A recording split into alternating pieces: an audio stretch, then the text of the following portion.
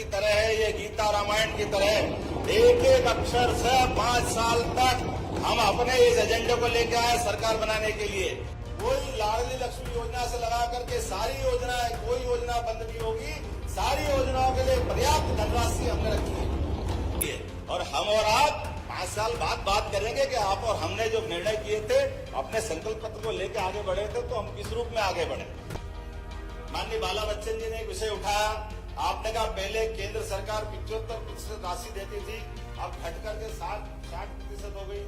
आपकी जानकारी के लिए बता दूं, पहले वास्तविक स्थिति 75% को घटा करके 60% इसलिए किया गया कि केंद्रीय राज्य में राज्य का हिस्सा केवल 32% था, जबकि अब ये बढ़ करके 42% हो गया। ये केंद्र सरकार ने हमारा राज्यांश बढ़ाया, कम नहीं किया।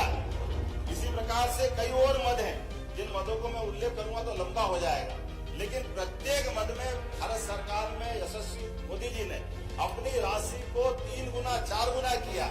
कुल मिला के राज्य बजट का आधे से ज्यादा हिस्सा इसी प्रकार से हमारी योजनाओं के माध्यम से मिल रहा है। इसी कारण से हमारा ये बजट बढ़ करके पर्याप्त रूप से सारी योजनाओं को पूरा करने वाला हुआ।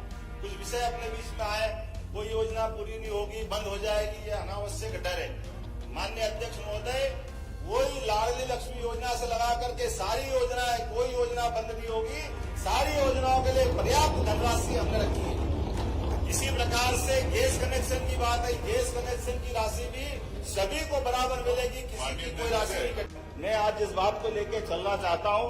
मैं अभी अपने सारे अलग अलग विभागों के बारे में बात हुई, यद्यपि ये बात सही है कि एजेंडे को बात करी, मैं आपके भी गर्व से कह सकता हूं कि भारतीय जनता पार्टी का संकल्प पत्र यह हमारे लिए अपनी पवित्र धर्म ग्रंथ की तरह है, ये गीता रामायण की तरह एक एक अक्षर से 5 साल तक हम अपने इस एजेंडे को लेकर आए सरकार बनाने के लिए।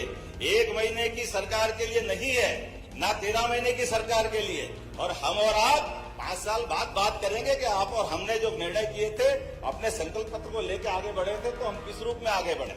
मैं आज आपके लिए खास करके 2-3 चीजें आपके सामने बताना चाहूंगा कि राज्य की सरकार होती है मूलभूत सुविधाओं के लिए, उस पर भी हम काम कर रहे हैं, लेकिन सरकार अपने प्रदेश का मान, देश का मान और भारतीय सनातन संस्कृति का मान दुनिया में बढ़े, इसके लिए भी काम करने की आवश्यकता है। और मुझे इस बात की प्रसन्नता है, ऐसे कई विषयों को लेकर के जब से हमारी सरकार बनी है, ऐसे कई एजेंडों को लेकर हम आगे चल रहे हैं। आपकी जानकारी के लिए बताएं, आज से 300 साल पहले तक दुनिया में भारत का टाइम स्टैंडर्ड दुनिया में माना जाता था, लेकिन काल के प्रवाह में जब हम गुलाम हुए तो ये फ्रांस की राजधानी पेरिस 50 साल तक स्टैंडर्ड टाइम वहां तय होता रहा। उसके बाद 250 साल पहले जब अंग्रेज हावी हुए तो अंग्रेज इस चीज को पेरिस से उठा करके ग्रीनविच ले गए और ग्रीनविच से वो दुनिया में स्टैंडर्ड टाइम तय करने लगे।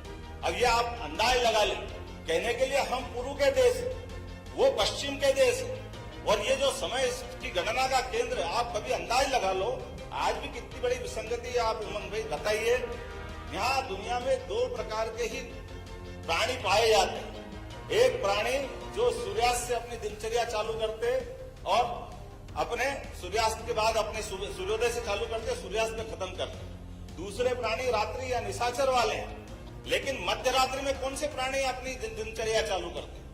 ये मध्य रात्रि में 12 बजे दिन बदलेगा, इसका कौन सा स्टैंडर्ड, ये कौन सा पैमाना? लेकिन ये वो पैमाना है जिस पैमाने को मैं थोड़ा सा आपके सामने बताना चाहूँ। ये वो पैमाना है जिसके माध्यम से भारतीय संस्कृति को लज्जित करने का प्रयास किया। मैं अभी अपने विषय पे आ रहा हूँ भैया, अभी खत्म नहीं कर रहा हूँ। आपको भी मौका दूंगा, आप अपनी आंखों से जाके देखना।